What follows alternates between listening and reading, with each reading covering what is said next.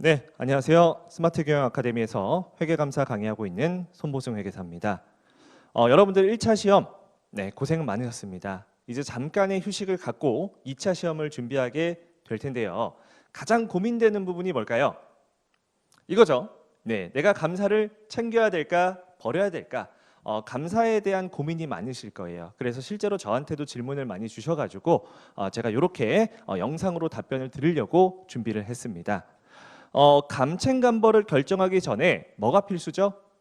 회계감사가 어떤 과목인지 파악을 하셔야 됩니다. 여러분들 처음 접해보는 과목이기 때문에 어떤 과목인지 이해를 하고 그 다음에 결정을 해야 되기 때문에 회계감사에 대한 설명을 잠깐 드릴 겁니다. 자, 목차를 보시면요. 제 소개 간단하게 드릴 거고, 그리고 2, 3, 4번은 이제 회계감사에 대한 설명이에요. 어떤 과목이고 시험에 어떻게 나와야 되고 어떤 공부를 해야 되는지 이런 내용을 담았고, 마지막에 결론이 감챙감버에 대한 내용이겠죠. 제가 10분 안에 짧게 준비했으니까 끝까지 잘 들어주시면 감사하겠습니다. 자, 먼저 강사 소개인데요. 중요하지 않죠? 넘어가겠습니다. 자, 두 번째, 회계감사 시험 형태. 자, 이것도 원래 제가 그 동차 종합반 OT 시간에 설명드리려고 했는데 요거 크게 중요하지 않습니다. 여기만 볼게요. 자, 회계감사는 기본적으로 서술형이에요. 서술형이라고 하면 여러분들 2차 답안지 있죠? 답안지에다가 쭉 쓰는 걸 의미합니다.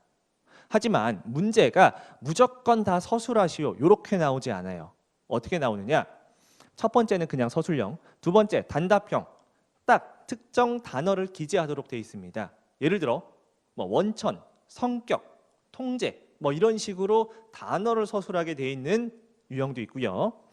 세 번째는 OX입니다. 그래서 문장이 쭉 주어져요. 여러 개 주어진 다음에 각각 틀리면 X, 맞으면 O라고 친 다음에 X 표시하면 왜 X인지 설명하시오. 이런 문제가 세 번째 유형이고요. 네 번째 유형은 다지선지라고 해서 문장을 한 10개 쭉 주어집니다. 그 중에 틀린 내용 3가지만 잡고 이유를 서술하시오. 아니면 올바른 내용으로 고치시오. 이런 내용이 나와요. 그래서 크게 4가지 유형. 물론 계산형도 있고 하긴 하겠지만 어쨌든 큰 틀에서 이렇게 4가지 형태로 출제가 됩니다. 이게 바로 회계감사 출제 형태고요. 자, 그러면 결론 내기 전에 회계감사에 대해서 여러분들 기본적으로 알아야겠죠?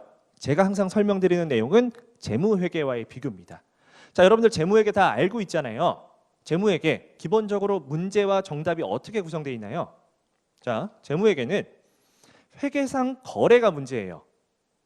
정답은 뭐예요? 이러한 회계상 거래에 대해서 어떤 식으로 회계 처리할까? 이게 정답입니다. 자, 회계감사는 정확하게 반대예요. 자, 반대라는 게 뭐예요? 이미 정해져 있어요. 회계 처리가 정해져 있고 이 회계 처리가 실제로 발생한 회계상 거래인지 확인하는 게 바로 회계감사입니다. 역으로 가는 겁니다. 자, 이걸 좀 더 고급진 표현으로 회사가 제시한 재무제표에 대한 증거를 찾는다라고 해요. 증거. 실제로 니네가 이거 회계 처리한 거 발생한 회계 처리 맞아? 발생한 회계상 거래 맞아? 너네 거짓말로 발생하지도 않았는데 회계 처리를 한 게 아니야? 요걸 확인하는 작업이에요. 자, 예시를 한번 들어볼게요. 예를 들어 현금 100으로 토지 100을 샀어요. 자, 이런 회계상 거래, 이런 회계 처리가 있다라고 했을 때 여러분들 어떻게 하면 좋습니까? 상식선에서 접근을 해요. 회계감사 항상 상식선에서 나옵니다. 자, 일단 여러분들이 필드에 나가서 회계팀장님과 인터뷰를 했어요. 그러면 제일 먼저 어떻게 해요? 팀장님 봅니다. 물어보겠죠. 질문을 먼저 해요. 이 토지 뭐예요? 왜 샀어요? 언제 샀어요? 물어볼 겁니다. 자, 그 다음에 어떻게 해요? 그거에 대한 문서, 계약서, 아니면 실제 현금이 인출됐는지 인출 확인증, 아니면 우리나라는 이 토지나 건물에 대해서는 반드시 국가에다가 등록을 하게 돼 있어요. 거래에 대해서 등록을 하게 돼 있어서 등기부 등본이라는 곳에다가 기록을 하게 돼 있어요. 그렇기 때문에 그런 것도 다 증거입니다. 그래서 질문 기본적으로 감사 증거고요. 계약서, 등기부 등본, 출금 확인증 이런 것들도 다 감사 증거가 되는 겁니다. 이런 것들을 찾는 게 회계감사예요. 그래서 계약서가 잘 구비되어 있고 등기부 등본상 소유권 회사한테 잘 있고 그리고 출금도 제대로 됐구나. 그러면 이게 맞구나. 이런 식으로 확인하는 게 회계감사입니다. 이게 다예요. 물론 정말 제가 간단하게만 설명드린 거긴 한데 큰 틀에서 이렇게 가는 게 회계감사입니다. 자, 그렇다면 이 증거라는 게 상당히 주관적일 수가 있어요. 그렇기 때문에 증거의 특징, 그리고 어떤 증거를 수집해야 될지, 얼마만큼 증거를 수집해야 될지, 이런 기준점이 상당히 주관적일 수가 있습니다. 어려운 말로 전문가적 판단이 조금 많이 개입될 수가 있기 때문에 회계감사 기준이라는 걸 제정을 했어요. 그래서 이 기준서에 따라서 증거를 수집해라라고 정해놓은 겁니다. 요걸 이제 겟이라고 하는데요. 여러분들 갭 아시죠? 갭이랑 똑같은 겁니다. 얘는 뒤에가 오딧 스탠다드예요. 이제 감사가 영어로 오딧이기 때문에 감사 기준, 오딧 스탠다드, 겟이라고 하는 거고요. 여러분들이 겟을 통해서 이런 감사 증거를 내가 어떻게 얼마만큼 수집해야 될지 다 암기하시는 겁니다. 그게 바로 회계감사예요. 자, 그러면 네 번째, 과목에 대한 특징입니다.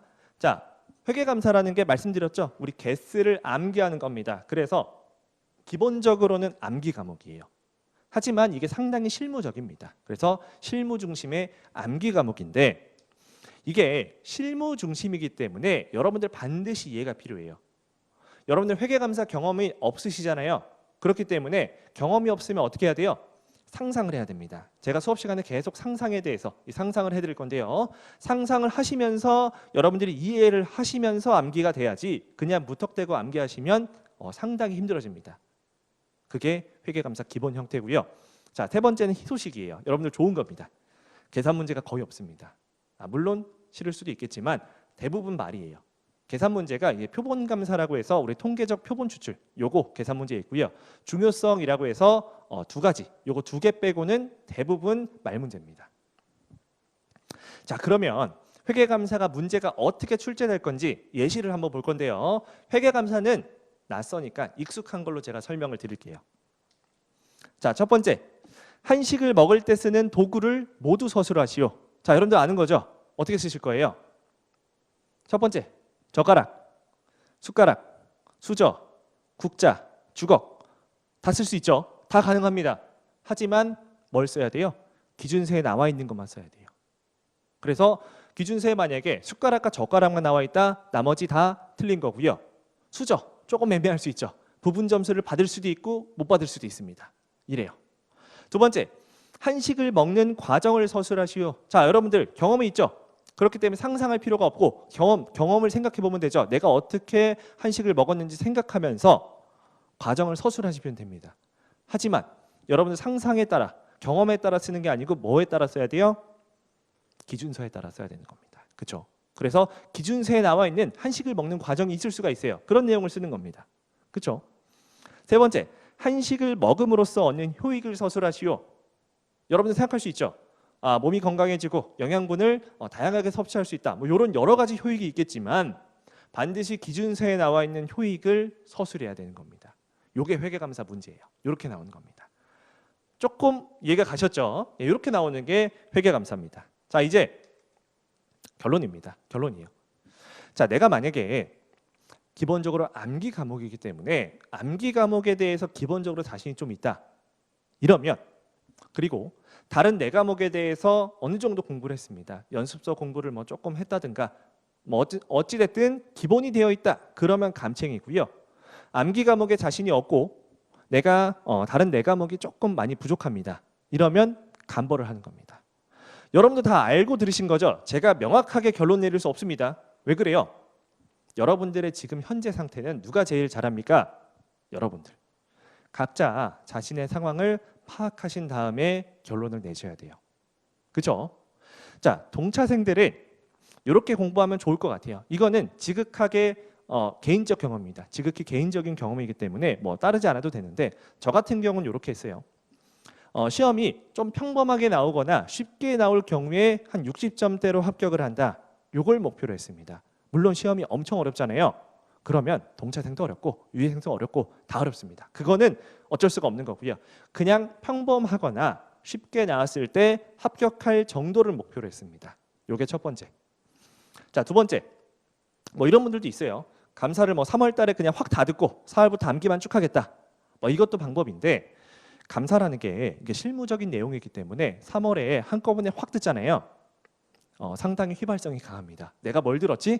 상당히 힘들 수 있어요. 그래서 저 같은 경우는 3월부터 틈날 때마다 계속 차근차근히 쌓아 올려서 한 4월 말 5월 초까지 강의를 듣고요. 나머지 시간은 다 정리를 하고 이랬습니다. 그런 식으로 했고요. 물론 강의를 들으면서 틈날 때마다 나름의 정리를 계속했겠죠. 누적해서 복습하시면서 정리를 했습니다. 저는.